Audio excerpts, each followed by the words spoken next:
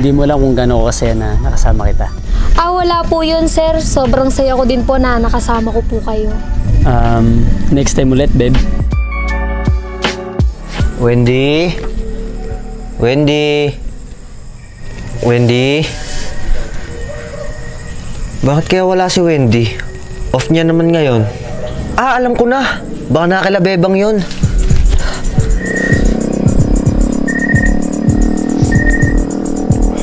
Thank you po, ate.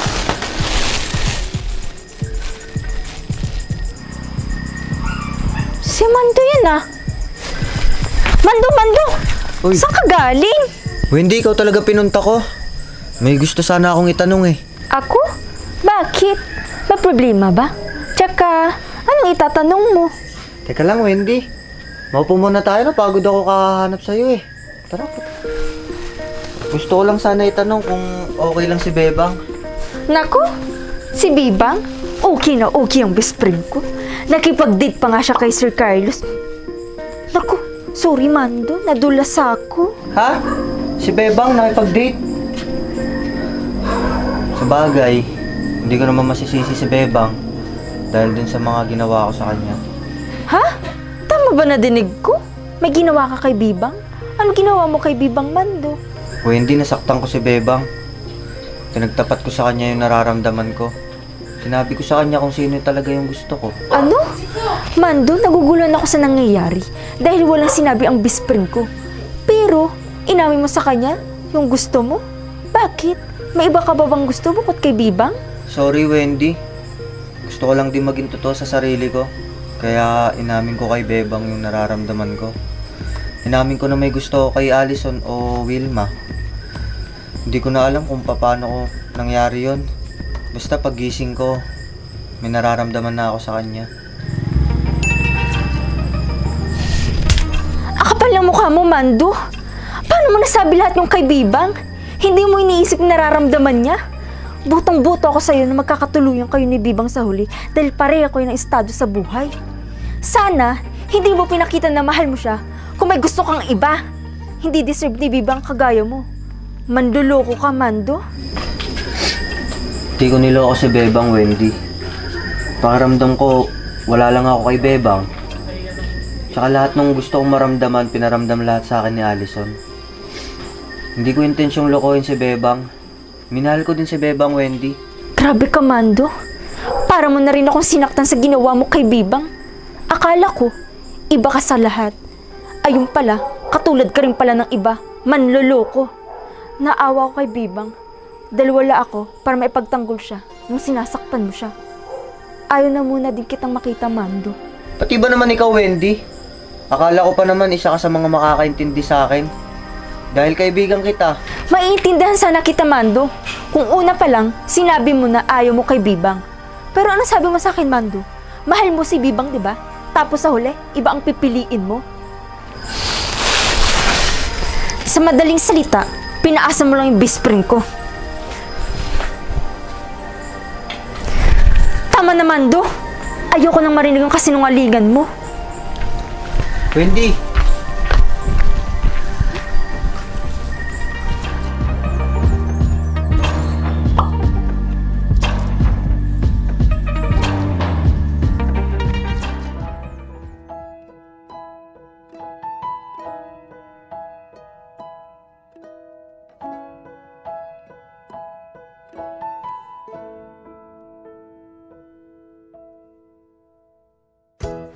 Babes!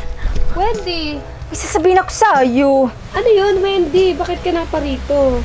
Babes, huwag ka na magpanggap. Alam kong di ka okay.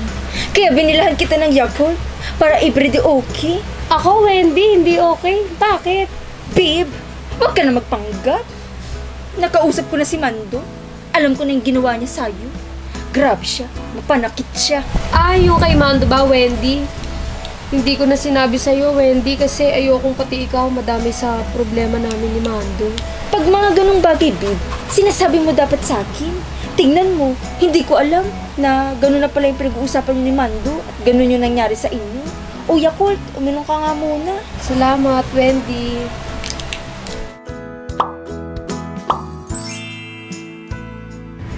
Wendy, natanggap ko na sa sarili ko na hindi talaga kami ni Mando ang para sa isa't isa. Ayoko namang ipilit yung sarili ko sa kanya, iba naman yung gusto niya, di ba? Ibibis kasi, nagagalit lang talaga ako kay Mando. Kasi, siya mismo nagsabi sa akin na mahal ka niya. Kita mo? Tapos ngayon, iba pipiliin niya. Iba pala gusto niya. Si Wilma pa, ST Allison. Wala naman ako magagawa, Wendy. Yun ang gusto ni Mando, di ba? At saka, okay na din yun. Siguro may iba pa rin nakalaan para sa akin. Tika. Parang iba yung ngiti mo sa iba ang nakalaan para sa akin. Malay mo, yung taong yun, hindi ako lolokohin tsaka paaasahin. Alam nga na si Sir Carlos yan, babe. Di ka nga pinapansin yun minsan tapos masungit pa siya. Hindi katulad ni Mando, kilalang kilala na natin. Lalo ka na, kasi kababata mo siya, di ba? Paano kung si Sir Carlos ngayon, Wendy? Niyaya niya ako mag-date. Anong ibig sabihin nun? Yun na nga, babe. Niyaya ka ni Sir Carlos sa date. Kasi, baka boring siya. Alam mo naman ang mayayaman. Tsaka, baka umasa ka na naman. Tapos masasaktan ka. Hindi naman siguro, Wendy. Ang ayoko lang, babes, umasa ka ulit. O, di ba? Masasaktan ka. Ako, concern lang sa'yo. At saka, naalala mo nung nag-date kami, pinaparamdam niya sa akin na gusto niya ako. Kaya, ayun, nag-sorry siya sa mga nagawa nila Ma'am Sam sa akin. Hiyang ka na naman, babe. Masabihan ka na naman na mabubulaklak na salita. Rurupo ka na naman ulit. Naalala mo, ganyan din sa'yo si Mando. Ano nangyari? Iba ang pinili. Tsaka na natin isipin yun, Wendy. Ang mahalaga, malaman ko kung ano talaga ako kay Sir Carlos. Ikaw bahala, Bibs. Desisyon mo yan. Ayoko pa kalaman ng mga desisyon mo. O siya, ano ba nangyari sa date niya ni Sir Carlos? Ayun, Wendy, gusto niya daw pumunta dito sa bahay namin para makilala niya si Tutoy. Tsaka, sabi niya sa akin, masaya daw siya pagka kasama niya ako. Bakit gusto niya dito pumunta? Naku, baka may binabalak siyang masama, Bibs.